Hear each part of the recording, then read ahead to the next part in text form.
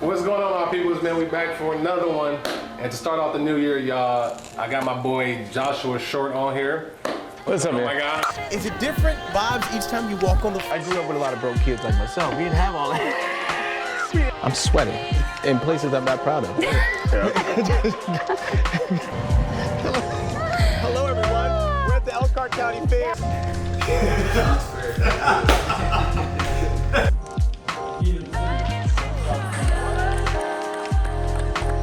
Thank you for having me, bro. Thank you. We've been trying to do this for a minute. Hey. We've been trying to do this for a minute, man. People, as y'all been, anybody who's been following me, y'all been keeping up with me, y'all been seeing, man, me and Josh been kicking it ever since I moved down here to South Bend, Indiana.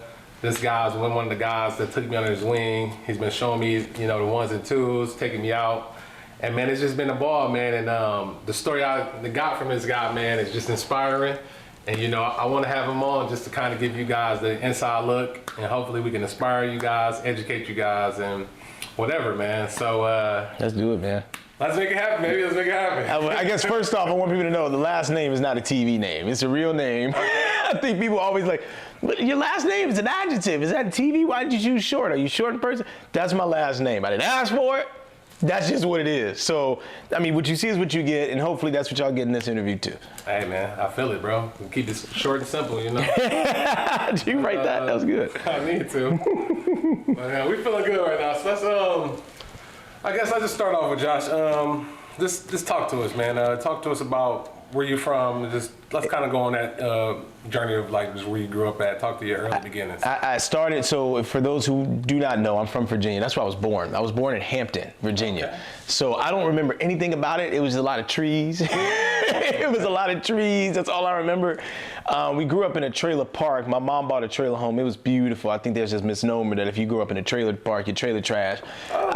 Yes, that's where I grew up. My brother, my sister, my older sister, who's 14 years older, by the way. 14 years older than my brother and I, my twin. Okay. So, and then my twin, who, if you look at us now, we don't look like twins. He is 6'5", 245, give or take 5 pounds, tatted up, athletic built. Yeah. And I'm just, he got me right here. That's it. I feel it. That's it. But that's how we grew up. We grew up in Virginia, single mom. She took care of us, and we ended up moving at the age of 5 years old, actually. In 1999, we moved back to Chicago. I say we moved back. My mom moved back to Chicago. It was my family's first time living there all together, all 4 of us. So we were in Chicago, and that's when I think I developed as not just a teen, but younger than that. I learned about not just how to be a man, but also looking at the place where you grow up. It shapes who you are. In Virginia? Yeah, no, in Chicago. In Virginia, I don't remember. Like Virginia, I was born there. We lived there until we were 5, but Chicago's who made me. Right. Chicago, that city made me who I am today. It made me who I am professionally, made me who I am personally, emotionally, and everything else in between. So when you look at it from that point of view, Chicago is why I am where I am. And in every way, I give credit to that city. That city is a city of broad shoulders, in my opinion. People talk about Chicago and how rugged it is, how tough it is. But when you go to Chicago, one thing you know about the people there, they know what they want. They know what they want and they get after it. Now, you can argue if it's how they get after it. It could be, one side of the law or the other. But they know what they want. And for me, I've grown up that way. I knew from high school, halfway through high school, what I wanted to do in my life. And now I'm living it. I knew what I wanted. I knew what I needed to do to get it. That's what Chicago taught me. My brother as well. My brother could say the same thing. He played basketball. That city is, when you talk about basketball, you can't tell a story without Chicago. Right. You cannot tell the basketball story without Chicago. So my brother, I think that is why he's doing what he's doing, being on the other side of the camera, telling other athlete stories because of Chicago. That city, it helped us in so many ways, without which I wouldn't be here. You seem like a well-rounded brother, I try to be. You got a good taste in music, man, but it goes from soul music all the way to rap to even country. I tell people, you've got to be flexible. The way you think, you have to think flexibly. So you can't just be pigeonholed. People look at me and like, oh, you must like rap or hip hop. I'm like, no, I like R&B. I like classic rock. I like yacht rock. Yacht rock, if people sleep on yacht rock, Yacht rock is it. What's that? Yacht rock is like the type of rock and roll you hear where you're sitting back on a yacht, man, with a drink and a lady or your girl, and you're sitting back enjoying life. So a great example of that would be the Beatles. Some of the Beatles' later songs, some people consider that yacht rock. Okay. I can give you Michael McDonald, yacht rock, right? I can give you some more artists, but that's just to give you a little bit of a hint into yacht rock. And so yacht rock, if you were on a yacht right now on the shores and beaches of Miami, what would you be listening to? I would listen to yacht rock. That's how I grew up. But my mom instilled that in us, right? Because when she grew up in Chicago, she was born in the South, but she grew up in Chicago as well. And so for her, she was growing up in Hyde Park, one of the first integrated neighborhoods, not just in Chicago, but in the North, right? The Great Migration, when people went north. So she was in this side of town that you had whites and blacks and everything else in between there during when she was born in the 50s, but in the turn of the 70s, she grew up going to mansion parties, and so she knew a lot about all these artists. She knew a lot about the Beatles, and she knew a lot about America, and as I mentioned, Michael McDonald, and some of this rock music that she instilled within me and my brother. And so to this day, I can listen to oldies, I can listen to R&B, I can listen to soul, hip hop, rap, but then I can listen to that other stuff too that people look at and they're like, what is that? I'm like, I know what this is. You don't know what this is? I know what this is. And I think that when you listen to these genres of music, they all tell the same story. Yeah. Just lyrically, they're different a little bit. The way that they sound, the style is different. You know? But yeah, music, you know this. We've gone out. Music, I can. music made me. I think help made me at least. Man's got a broad spectrum, I'll tell you that. Yes. Okay, so yeah, I mean, you know, you talked about Chicago, you know, obviously you were influenced by Chicago, but I wouldn't say negatively influenced. It seems that, I remember we talked on the one off, you said your mom's kind of protected you guys from negative influences. Yes. Just talked about like how she did that and how did it help, I guess. This will probably blow your mind. So I live right next door to my family members, my in-laws. Okay. So my uncle married the girl next door, in essence, and then had a child who is my cousin. And so we live next to family. So on the south side of Chicago, southeast side specifically, we lived in a neighborhood that was pretty renowned back in the 70s and 80s and turn of the 90s. The South Shore neighborhood, it was pretty unique. It had this character that you didn't see in other South Side communities other than the Hyde Park, right? South Shore neighborhood is close to Lake Michigan. It's not far from the beaches. It's not far from downtown. You were right in a special place there. So you had all these legendary homes. You had the bungalows, which I lived in one of the bungalow style homes, right next door to our family members. And yet we couldn't even go outside like that in the front yard. Well, I have memories of being in the front and, you know, but my mom was so protective that she kept us in the backyard because she didn't want us to be surrounded by the gun violence. She didn't want us to be influenced by those neighbors that didn't have the same upbringing that she gave us, right? My sister, who's you know, and we had people on the block who, you know, did drugs and sold drugs and were involved in the drug game and everything else. Yeah. But my sister, who was 14 years older, she wanted us to be out there. She wanted us to see things and not be filtered. And so it was, I don't want to say it was a tug of war, but my sister was like, I'm watching them or they'll be fine. But your sister was older, right? Yep, 14 years older. So it was like two moms. Oh, wow, Yeah, it was like two moms. Okay. So she helped raise us, but she also gave us some new perspective that our mom was like, I don't want to say too scared, but she was a little bit fearful of. She didn't want us to be exposed to too much. Right. So she made sure that we weren't, and I think it was beneficial to us. Yeah, she was a helicopter mom. Yeah, she was overprotective, but she was our mom, and that's what she did, and now look at us, right? So I'm sitting here, you're sitting there. It made sense to do what she did during that time. Now, at the time, I didn't understand. But when you look at the story of Chicago, it is hard to tell the story of Chicago without talking about the intricacies of the neighborhoods. Right. And all of those neighborhoods make up the city itself, right? It's the sum of its parts. And that neighborhood, the South Shore neighborhood, there are so many people who've come out of there. You hear Bernie Mac, right? Great comedian. South Shore. That's it, right? Michelle Obama, South Shore. What about Kanye? What about Kanye? I can't remember if Kanye's from South Shore or not. I don't know if I know he hung out in South Shore. I don't know, R. Kelly probably, I don't know. But he was at one of the high schools often. That's what I hear. Like in those archives. But yeah, man, I mean, Chicago taught me Chicago is really that city. Yeah. Chicago is that city because of who I've become. Chicago is proof that when you make it out, you better be somebody. because not everybody makes it out. And everyone talks about Chirac and all this other stuff. Sure, it's a city that has violence that has been perpetuated for years. There's nothing new. How do you usurp that? How do you overcome that? How do you get away from that? And what do you do after you get away from that? Yes. I've tried my best to separate myself from the violence of Chicago, the violence of that city, while also keeping Chicago a part of me. And everything that I do and how I move in this town of South Bend, even though it's a small town, some would argue South Bend is a Chicago suburb. So you've got people who are here, who are from Chicago, who moved here, who've had family here for decades. So it's a pretty unique place. It's in the middle of the country, in essence, right? When you hear the Midwest, you look at a map and people are like, why is it called the Midwest? But it's more east than west. Central time zone. Yeah, it's all these things. Weird, but all these things that go into why Chicago is so unique, right? So Chicago, I mean, again, I don't go places without understanding, oh man, Chicago taught me how to navigate this space. Yeah. Chicago taught me how to navigate the room where there are rich people and a room where there are a lot of people who don't know where they're sleeping tonight. Yep. That's Chicago. It shows, man. I can vouch for it myself. Yeah. You from Detroit, you know how the big city treats you, how it shapes you. Definitely. You went to college. Talk about that. Where'd you go to school at? I went to Columbia College, Chicago, where it was in the middle of all these other schools, and they didn't have not a sports team. That was interesting to me because for me, when I got into college, I wanted to go into sports.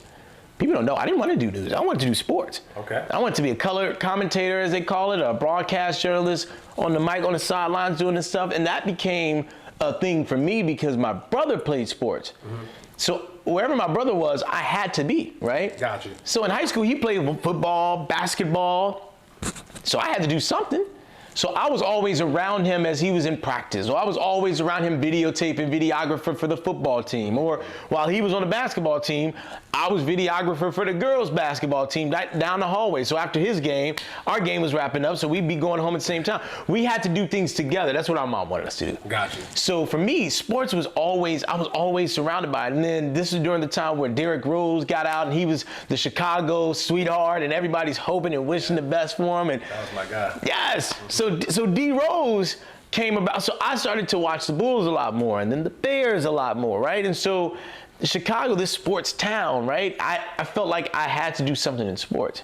And I had this trip, and I told you about this. I took a trip to Doha, Qatar, because in high school, I studied Arabic, right? So I studied Arabic in high school, and my third year of studying the language, we had to do something overseas. There was an option for some of the students, and I was eligible, so I went. And without going to Doha, Qatar, I would not be in this business today. That was my first newsroom I ever went to was in Doha, Al Jazeera. Outside of the country. Outside of the country. Wow. That was my first time in a newsroom. Wow. So when I got the experience to actually look and say, oh my God, look at these lights, I was like, man, I think I want to do this for a living.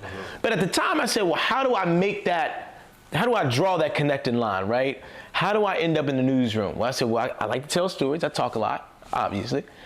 Well, sports is my thing. I like sports. I've never played sports, so I don't know if I'll have credibility in that, but that's at least my foot in the door. Yeah. And then so the rest is history. I go to college, go to Columbia College. The first few years, the sports was only for the fourth year seniors, or fifth year if you were there, or maybe if you had enough credits. So I couldn't go into sports right away. So I learned TV my first year. Ray Mankey, who passed away last year, he taught me everything I know about TV. And then from there, I had internships and friends at CBS in Chicago and all these other stations who brought me in and said, look, you need to know how a newsroom works. Let me take you back here. Let me show you the TOC area. Let me show you how directors direct. Let me show you how producers produce. It's more than just on camera. It's a team effort. And I said, man, I don't know about sports. I like this news thing.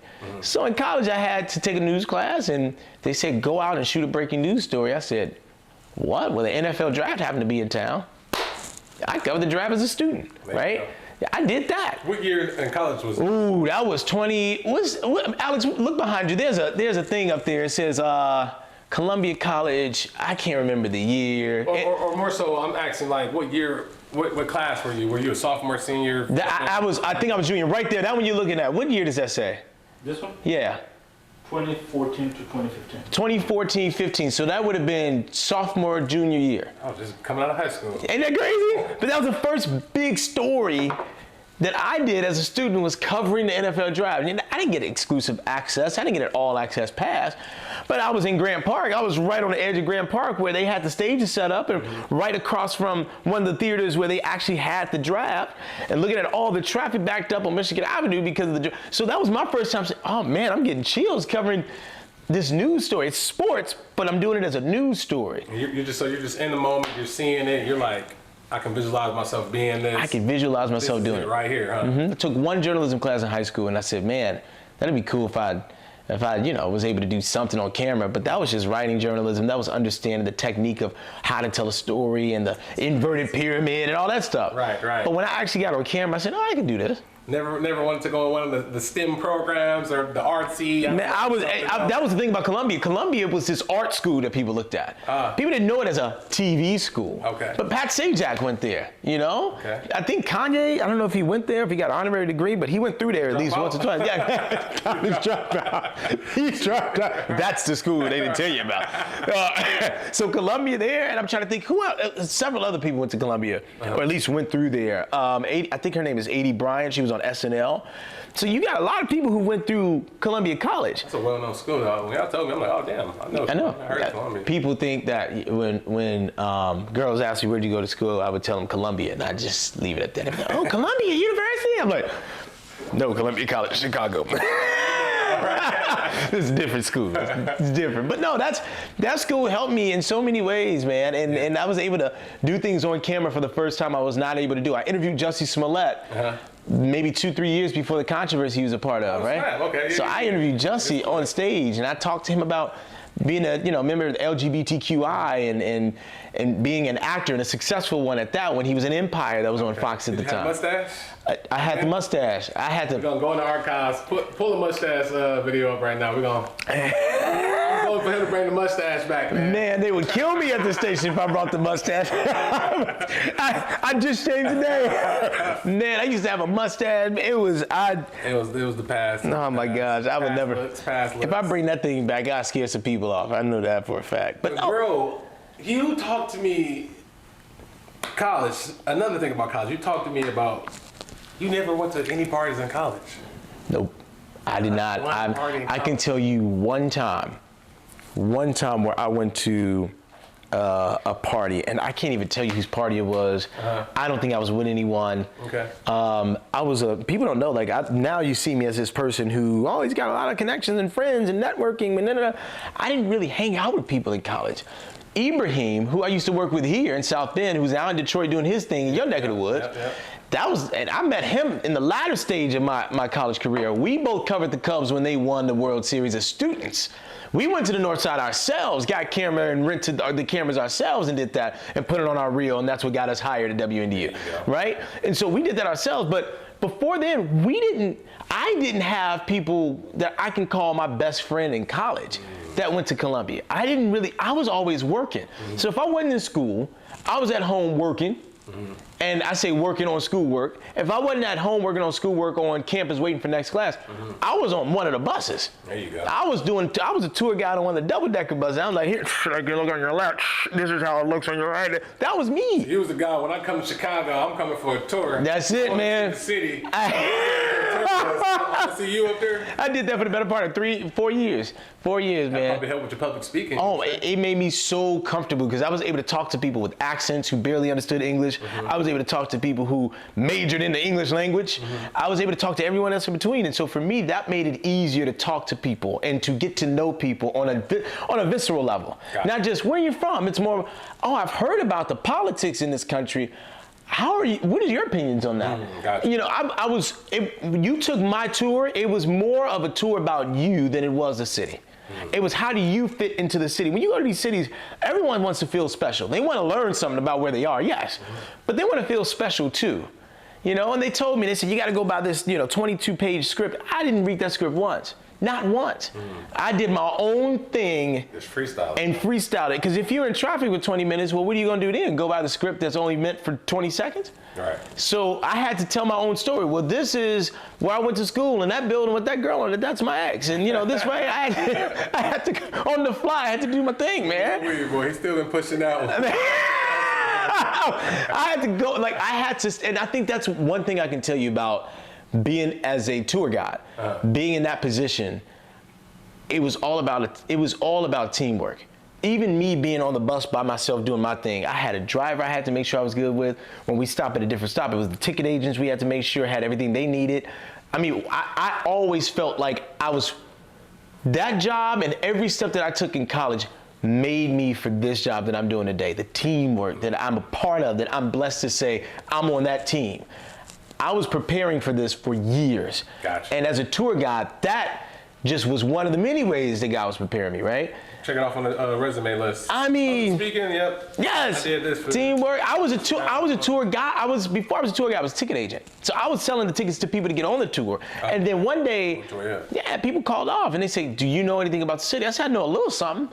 I didn't know anything, but I went on there with a mic in my hand. I started doing something. It was terrible, 2 hours, or so I thought.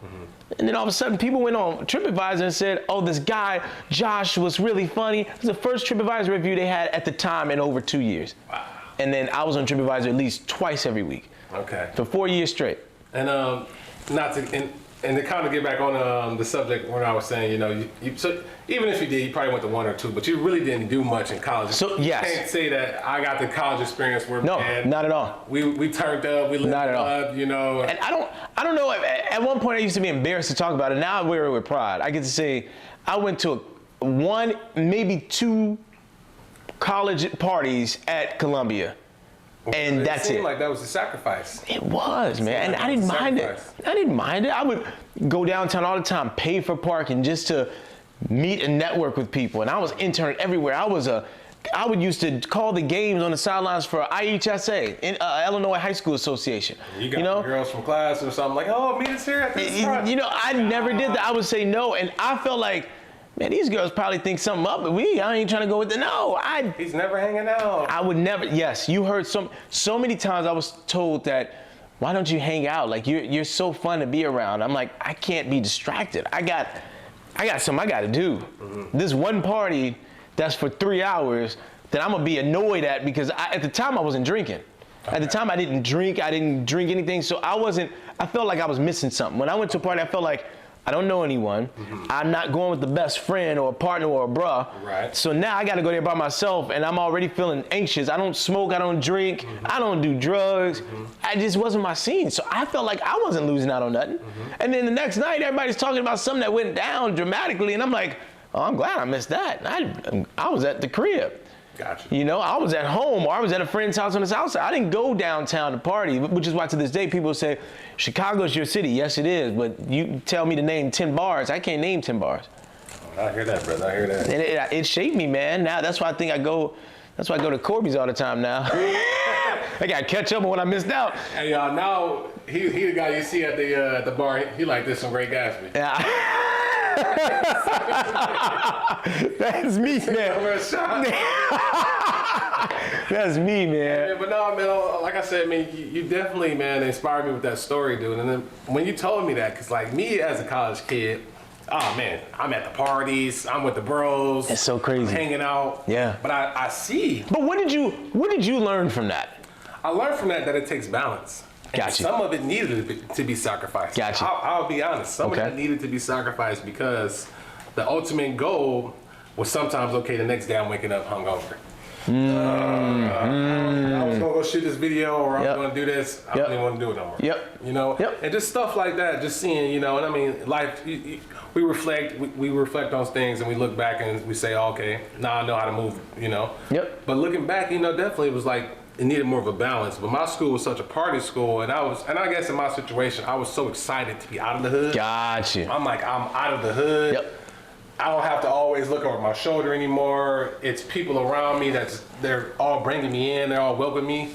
It was just like, okay, I'm going with the flow. More so just going up there with knowing that, like, okay, don't get too carried away in a party lifestyle because you're gonna have nothing but fun now. I think people look at that and they're like, in college you're supposed to have fun, right? College you're supposed to go to parties. In college you're supposed to try drugs or whatever. I think people have that mindset. Maybe it's a misnomer. Maybe it's this idea. Yeah. But I saw that in high school, right? I saw people talking about certain things in high school, and I felt like, okay, well, I know why I'm going to college. I know why I'm going. I want to do X, Y, Z. That's why I'm going to college. So I'm not going to go to college without, you know, I can't just say, oh, okay, you know what? I'm going to Columbia because I want to party. Right. Now, granted, it was some beautiful women up in Columbia College. You had a lot of artists, a lot of models. They were gorgeous. But I can try and help you sell this right here. This is my all call. Check him out, man. Y'all got hella sales in Indiana. That's all I'm asking. You know people like to drink their wine in the Midwest. We be stressed. The Midwest be stressed, man. I guess I'll talk about there were women who always came up to me, like you said, and say, why don't you go out? Why don't you do this? Why don't you do that? And for me, it was never, I didn't want to. It's just, I felt like I couldn't. Okay. My mom didn't mind. She didn't care. Just come in, be safe, whatever, take the car, whatever. And then I ended up getting my own car. She's like, okay, do what you want to do now. But I just always felt like I needed to work. I felt like I needed to work, whether it was professionally or work on me personally, working on me trying to be the professional I wanted to be. So I never looked at parties as something I had to do. I never looked at it as a box I needed to check. But sometimes I look back on it and I said, okay, I may have missed some things, right? Because when I got out of college and I got into the industry and into the business, people were like, oh, let's go to the bar and blah, blah, blah. I didn't know what to wear to the bar. I didn't know what to look like. Because you from Chicago, you going to dress up wherever you go. Yeah. You going to dress up. You go anywhere in Chicago. You go down the street for Harold's Chicken. If you somebody, you going to put a tie on and go to Harold's. Now, I may be speaking for myself, but I know there's some people on the South Side, they didn't want to be seen out without looking like they was going out, right? Right. So that was me. So I didn't know what I needed to dress like. Sometimes I'm like, man, there were some social cues that I should have caught up on in college that I didn't take advantage of because I didn't go out as much. Okay. But the things that I didn't catch for the most part, I caught at work because I was still socializing. Right. I was still, I was still conversing with people on the buses. But the difference was I wasn't conversing with people I'm gonna see the next day in school or in class. I was conversing with people all over the world, making all types of money, working for different industries and corporations that I wish I was a part of. That was my college experience that nobody else can say they had. Yeah. I didn't miss out on too much. Yeah. I mean, shit, it seemed like the ROI you got on it. To come back. Yeah. Yes. But absolutely. Yeah, man, that's a great context you gave for the people there. But yeah, so you know, you learned the game. You're in school. You're learning. You're networking with the right people, not the wrong people. That's important. Yeah. You just said something. Networking with the right people. That was one thing that if I had a fear in college and then coming out of college was who I met, who I was getting to meet. And I think you may ask about this in a little bit, but before I even came back here when I was in Denver, that was my biggest fear. Who am I going to meet in these streets? Are they authentic? Are they genuine? Yes. I got to make sure that I'm surrounded by the people that I would want to help take me to the next level. Yes. I don't want to keep someone in my circle who's going to keep me where I didn't want to be. Yes. Or to push me further down than I would want it to be in that situation. I want people to lift me up. I want people to show me things and explain to me things that'll make me better as a person and better for other people too. Gotcha. So you nailed it right there. Networking is so important, but it's not just networking with everyone. It's figuring out who belongs in your circle. I tell people all the time, I don't even have a circle, I have a triangle.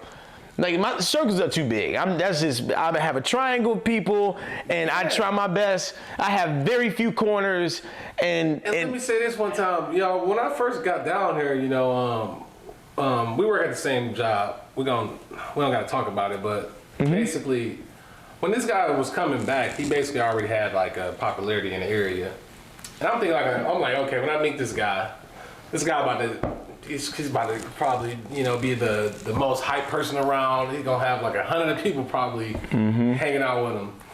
This guy wasn't hanging out with many people that I found. No, to be. I mean, me and you. You were the first person. You were the first person I went out with out here. Yeah, and I was like, wow, this dude, he kind of sticks to himself. Think about it. I was here for 4.5 years, 2 of which were the pandemic.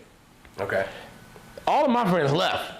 We work in the industry where you can come in the area and leave 2 years later, right? Yep. So all of my friends left and went to other places. And so for me, I was surrounded by, at the time I had a girlfriend, and then I ended up out of that relationship. So it's just me now, right? So now for the first time, I really had to get used to meeting people and going out to network by myself.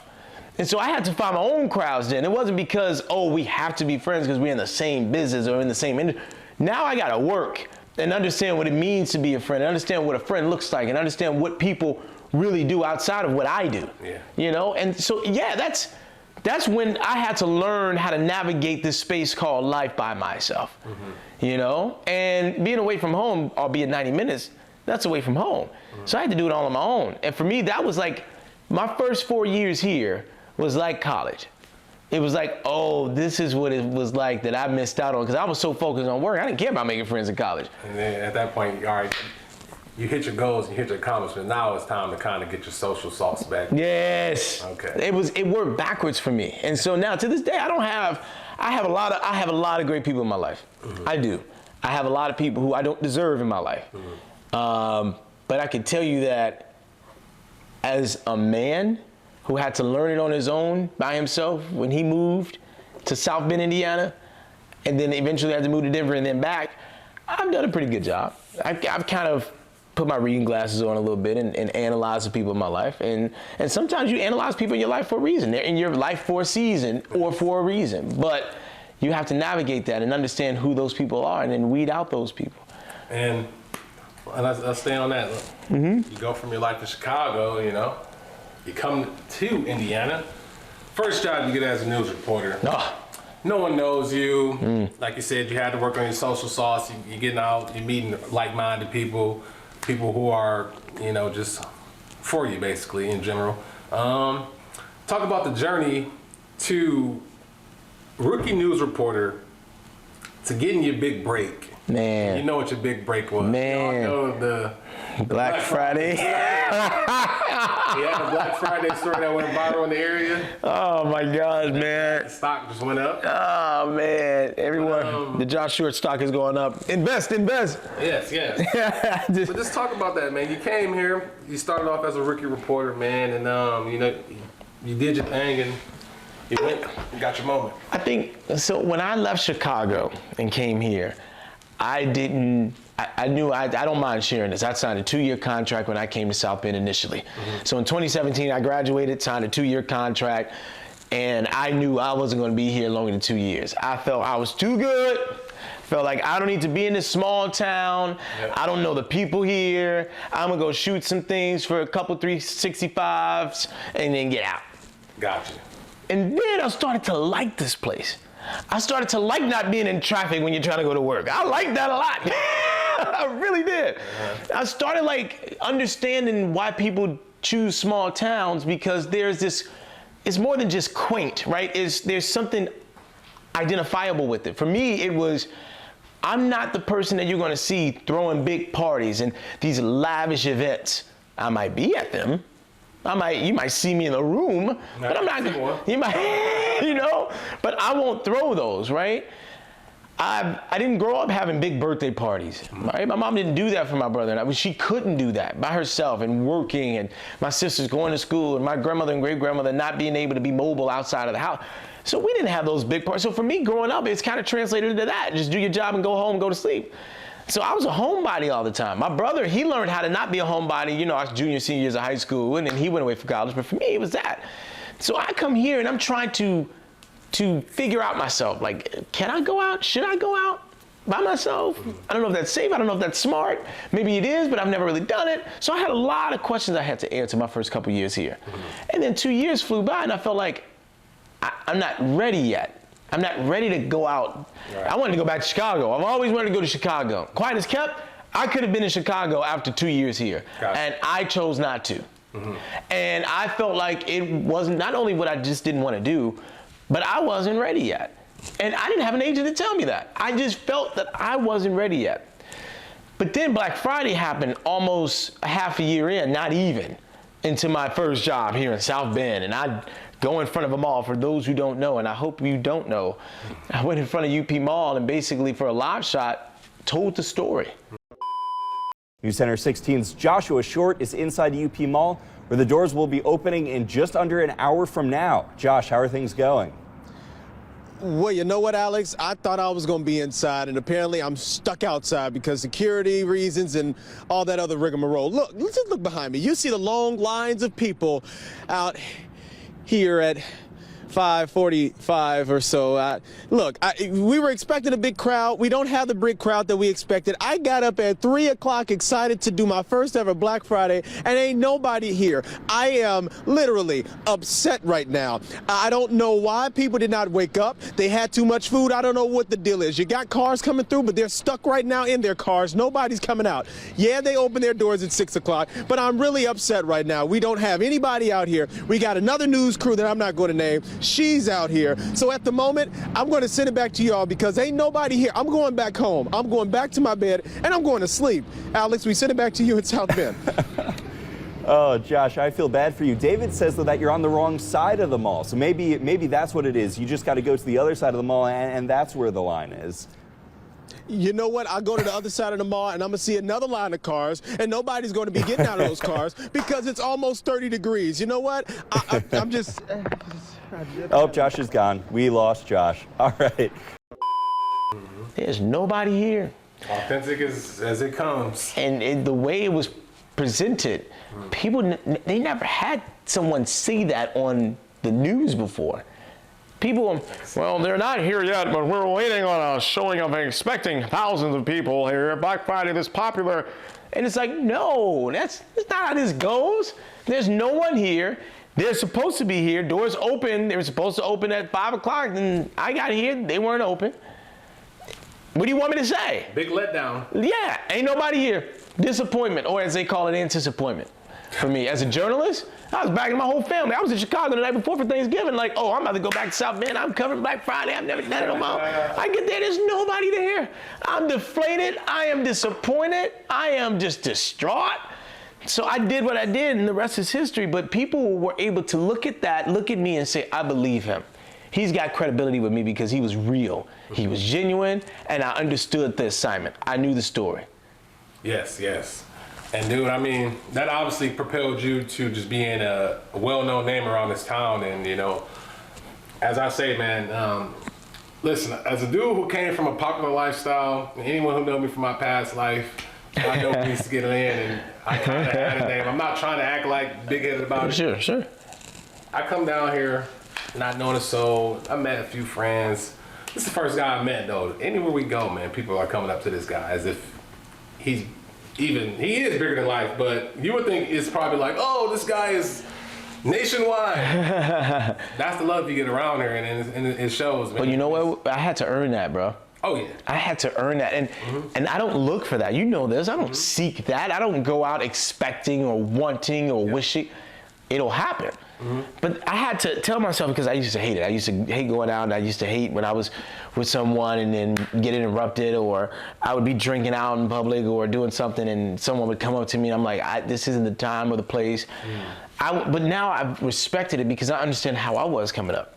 But I saw a news person on the way home from college about to get on an orange line. I see the ABC 7 Eyewitness News truck in Chicago, and I'm like, oh, I know who that is. I want to say hello to this reporter. I knew how I felt, and so I give myself and everyone else grace for coming up to me and showing that respect and adulation, right? And so I get it now, but it took a lot to get used to it. I think people look at me now and they just say, oh, I'm not even 30, right? He's just young, pompous, arrogant. He thinks he's funny. He's a comedian.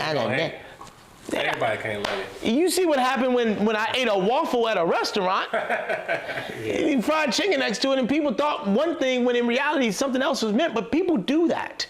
People like to hang on to something that they know is successful because they want a piece of the success. And if they can break that down, they will at all costs. And they look for the flaws too. They're like, okay, what's so hot shot about this dude? What's so cool? Let me look for the flaw so I can push the flaw. Where it just comes with the territory, though. Some great persons just say, you know, if you don't got no one that's not liking you for the craft that you're doing, if no one disagrees with your way of going about it or who you are, then you're probably not great in the field. You're not working hard enough. Yeah. You gotta earn every side. I've earned people who hate me. I've earned that. You got thick skin too. If you hate me, I've earned your hate. Thank you so much.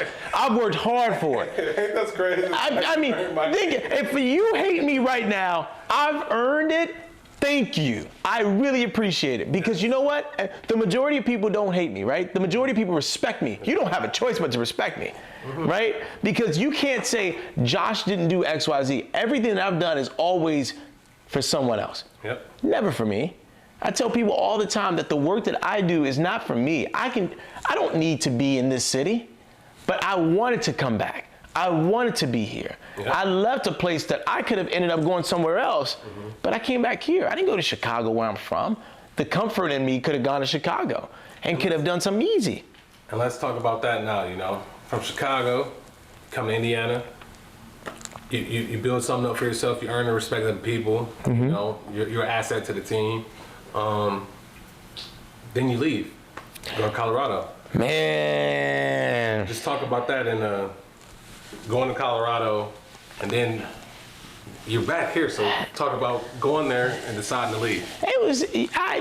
First off, you should be on TV. You ask good questions, man. You're really good at this. I feel like when I came to South Bend, I had a mission, and that was to be really good for a really short period of time. That was 2 years. And I would leave and do something else. I ended up staying here 4.5 years. So that bracket is busted. I wanted to be here for a short amount of time and make this quick impact and leave. But then I liked this place. And then I started to like some of the people here. And then I started to understand why people love the small town. I started to understand why people love being away from all the noise and hoopla of the big city. It's so peaceful, man. It's a piece about it that is so, you can't explain it. You can't really explain it. And so for me, I think people looked at it as Josh is the creme de la creme of what he does at his age in this business, and particularly in this market. So he doesn't want to leave this. He won't leave this. So I started to hear that. I started to hear the whispers of people saying, oh, he's going to get stuck here. And so I started to overthink about that. And I started to say, well, you know what? I don't want to get stuck in anywhere. I want to be uncomfortable for a minute. I don't want to do something that I think I will be successful at. So I had an opportunity to go to Denver. And my agent, Mort Meisner, shout out to Mort. Mort Meisner worked to get me there, and it all happened so fast. And shout out to everyone here in South Bend who also helped make that happen, because it didn't have to happen, but it did. And I appreciate y'all too. You know who you are. So I was able to go to Denver. Long story short, was there about 1.5 years. And while I was there, I realized 2 things. One, it was not that cold in Denver like people thought. Really? It was not. We was a mile up. You feel the sun rays a mile up. Think about going 8 blocks this way. Straight up. I mean, 8 city blocks that way, you're going to get a little bit warmer. Even though the sun is a long way away from here, that sun rays is powerful. So it wasn't like I had a miserable, cold time. The mountain's beautiful. Wintervale, gorgeous. It's like a magazine in real life. I've been to so many places in Denver in a short amount of time. I wish I was able to do more. I didn't do as much as I could have. But same thing there. The difference was it was a bigger city. Big market, market sizes matter in this business. So this is market 98, 99. And then the bigger city, the lower the numbers. So you go to, for example, number 1 is New York, number 2 is LA, number 3 is Chicago. Well, Denver was like number 15, 16, 17 when I got there. Okay. So a big market, that's a dream for a journalist. Well, when I went there, my dream was to tell the stories that I was able to tell here. I won my first Emmy in this market by myself, doing a story that I pitched, doing a story that I wanted to do, that some people didn't think was possible. And I'll leave it at that. I will leave it at that. But I did the story, and I won an Emmy for it. Now, I didn't do the story for the Emmy, but the recognition that comes with an Emmy when you are voted by your own peers that this story is good enough to receive an award that is so pristine, told you everything you need to know about the premise of it. And it was about gun violence, surrounding gun violence. I grew up around that, and so that's something I identified directly with. And so to be able to tell that story was amazing. But when I went to Denver, I realized I wasn't able to do those stories as much. I did a couple, I did a few, but I wanted to dive into these stories a little bit more. I wanted to do more, and I wasn't able to do that. And so I began to feel as if, man, big markets aren't what people make them out to be. The grass ain't always green on the other side, right? You have these big ideas about these other cities and these bigger cities, and then you realize there's a certain way to these bigger cities, and you will not break that mold. Me alone, I'm not going to break that mold. I would assume the competition is even more crazier. The more you get to the top, the more it's like it's we can replace you. Oh, it's crazy. Yeah. Oh, it's.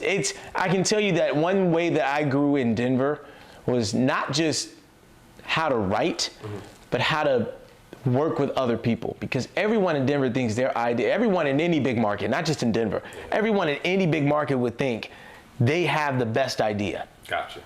Well, for me, it's, okay, the ideas matter. Yes, bring them to the table. But talk to people who've been in these shoes that we're trying to tell the story about. I think there's something there. I think there's more there. But then you realize there are a lot of people who choose not to hear you and choose not to listen. Now, is that the reason why I left Denver? No. The reason I left Denver was because I didn't feel I was doing my job good enough. Yeah, I won an Emmy, and I got nominated for another. I got nominated for Best Anchor in Denver. And not just in Denver, the entire region, right? That is something I never thought of, the heartland region of that side of the country. And I was nominated as Best Anchor. Now, I didn't win, but to be nominated is an honor, you know? So for me, it wasn't I wasn't successful there. It wasn't that I couldn't make it, I didn't cut my teeth. Oh, I did well in Denver, but I just felt like I wasn't doing my job. I felt like I was doing a disservice to have a title as anchor reporter and not being in the community and helping the people that we serve. We serve people in this business. We advocate for people. Well, let me do that. So when I had an opportunity to go elsewhere, I decided to go somewhere where I knew I was able to do that. And that was right here. I don't hold anyone, I don't hold grudges. I just touched them a couple times, but I don't hold them. I feel that, bro. I feel that. Yep. And to tie it back, now you're back here in Indiana, South Bend again. Did you drink my wine? I probably did. My wine is gold. Grab in another drink. So no, bro. You know, we're back here in Indiana now, and I remember we had a conversation, and you know, we basically said, you know, everyone wants to be in a big pond and swimming and catching a big catch. I like to say it basically like this: you're a big fish in a small pond, but talk about it. You obviously said you wanted to be in the community more. You wanted to connect. You wanted to have the control creatively. You know, you wanted to hit the stories, what you wanted to do. Talk about that. I think you're doing that. I'm able to work with people like you. And we worked on a couple stories. One of my best stories since I've been back is talking to my barber. Trying to give me an Emmy. It was that good. It was that good, man. I appreciate you still.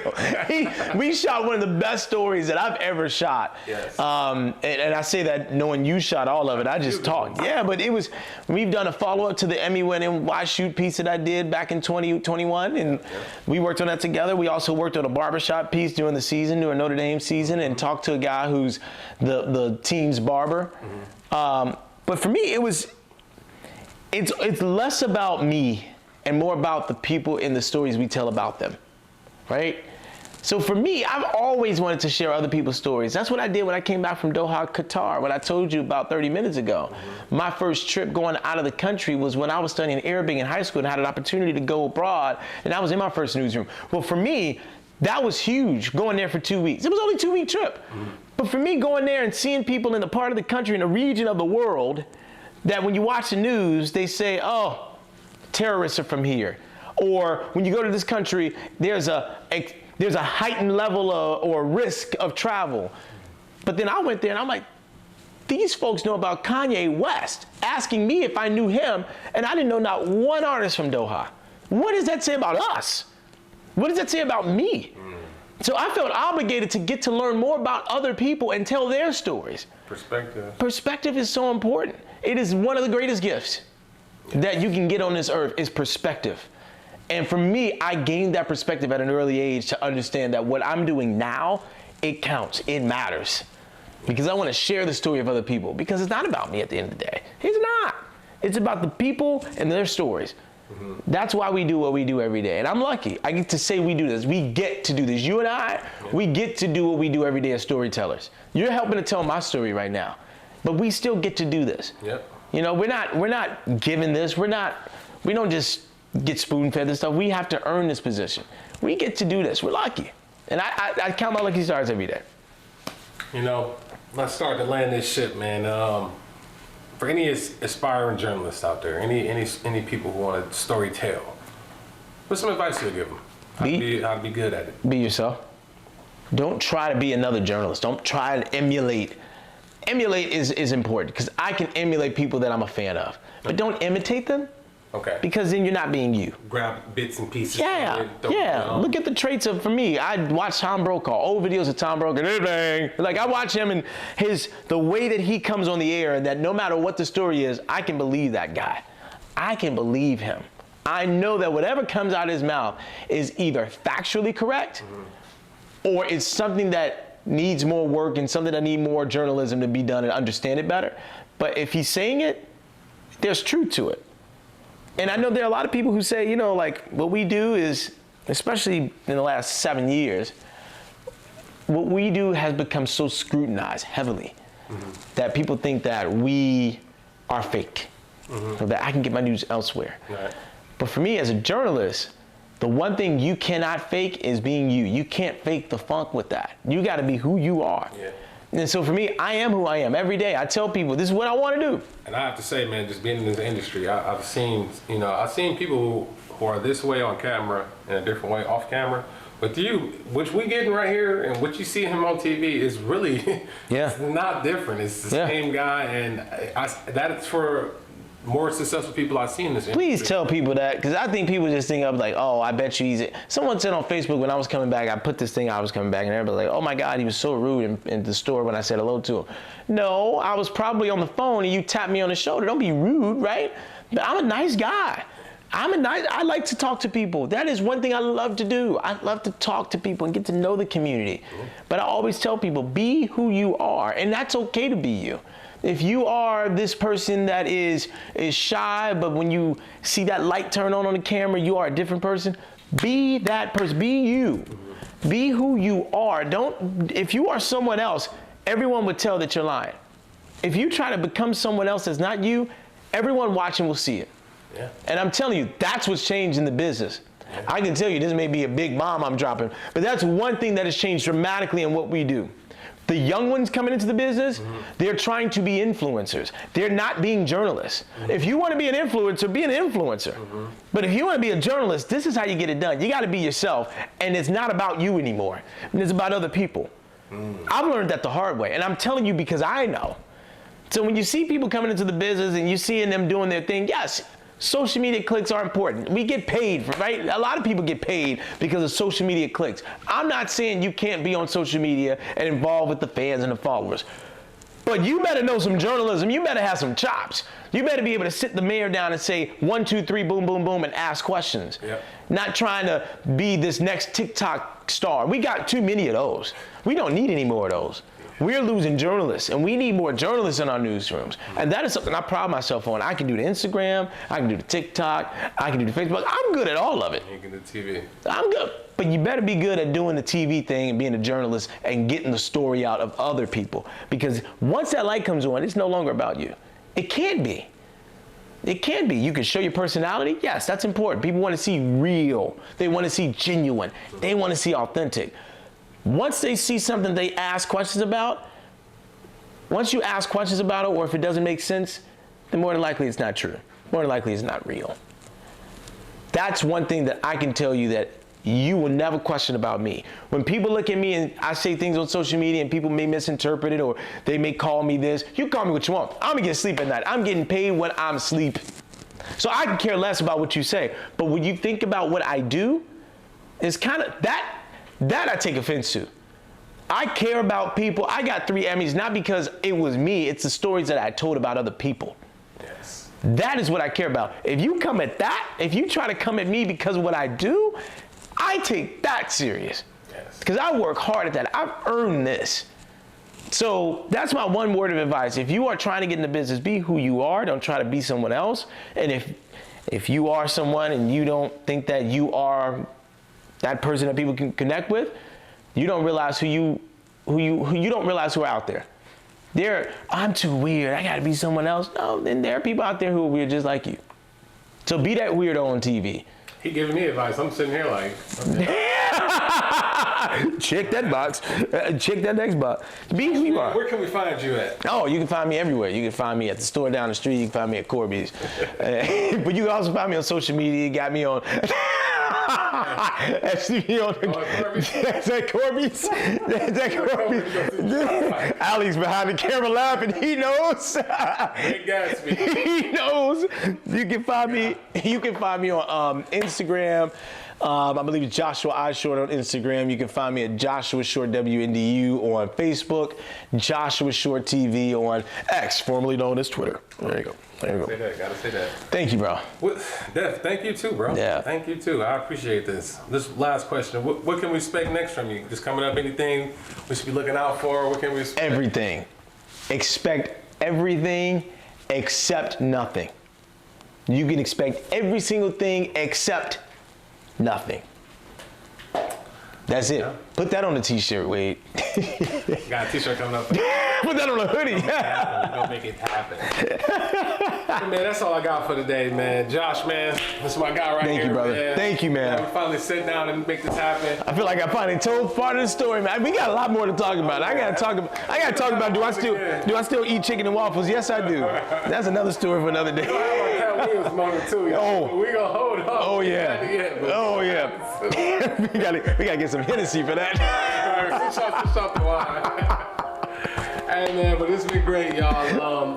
Hey man, like I said, guys, like and subscribe. Comment on the video, tell me what you guys think. You know, we wanted to come out with a hitter this year, man. So moving forward, well, we're gonna have more like-minded guys like him moving forward. But yeah, I mean, that's all we got for now, guys. Stay subscribed for the next one. Josh. Thank you, bro. Thank you. I'll be back. We're gonna talk about relationships and everything. It's gonna be great. Yes, sir. Stay tuned, guys. Next video coming soon. Peace. We out.